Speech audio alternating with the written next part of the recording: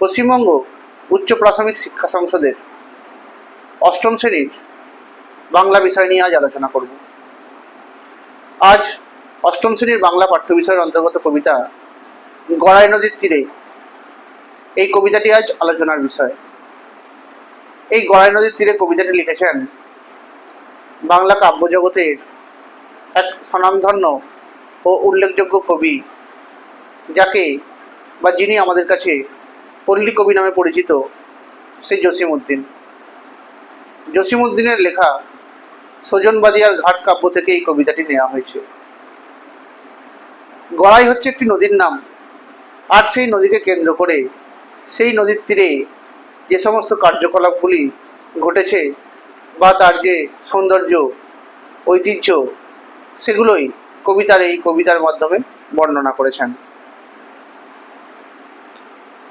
গড়াই নদীর তীরে গড়ে ওঠা গ্রাম বাংলার প্রাকৃতিক সৌন্দর্যকেই কবি জসিমউদ্দিন তার এই গড়াই নদীর তীরে কবিতায় তুলে ধরেছেন। গড়াই নদীর তীরে ছোট্ট একটি কুটির আছে, আর সেই কুটিরকে ঘিরেই থাকছে নানান ধরনের লতাপাতা এবং বিভিন্ন ধরনের ফুল গাছ। মাচার উপরে দেখতে পাওয়া যাচ্ছে শিম লতা এবং লাউ কুমড়ো গাছের দোলন, আর একই সঙ্গে মাচার তলায় লাল রঙের নোটে শাক যেন ঢেউ খেলানো অবস্থায় দোল খাচ্ছে। এই ঢেউ খেলানো নোটে শাক দেখে মনে হচ্ছে কেউ যেন লাল শাড়ি মেলে দিয়েছে। শুধু এই যে সৌন্দর্যতা নয়, এছাড়াও পাখিরা গাছে বসে নির্ভয়ে নিভৃতে গান করে চলেছে।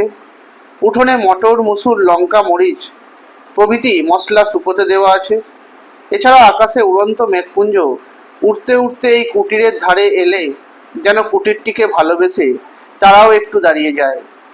তাই সবার সঙ্গে এই কুটিরের যেন এক ভালোবাসার সম্পর্ক গড়ে উঠেছে। অর্থাৎ এই কবিতার মধ্যে দিয়ে কবি গড়াই নদীর তীরে অবস্থিত একটি ছোট্ট কুটির বা ছোট্ট ঘর এবং তার সঙ্গে জড়িয়ে থাকা লতাপাতা, গাছপালা, পাখি, মেঘ প্রভৃতির যে একটা হৃদয়ের সম্পর্ক আছে, গভীর ভালোবাসা আছে, কবি সে কথাই এই কবিতার মাধ্যমে প্রকাশ করেছেন। সেই কুটিরের উঠোনে বিভিন্ন রং বেরঙের ফুলের সমাহার যেমন আছে, তেমনই দেখতে পাওয়া যায় শিম লতা থেকে শুরু করে লাউ কুমড়ো গাছের ঝাড়।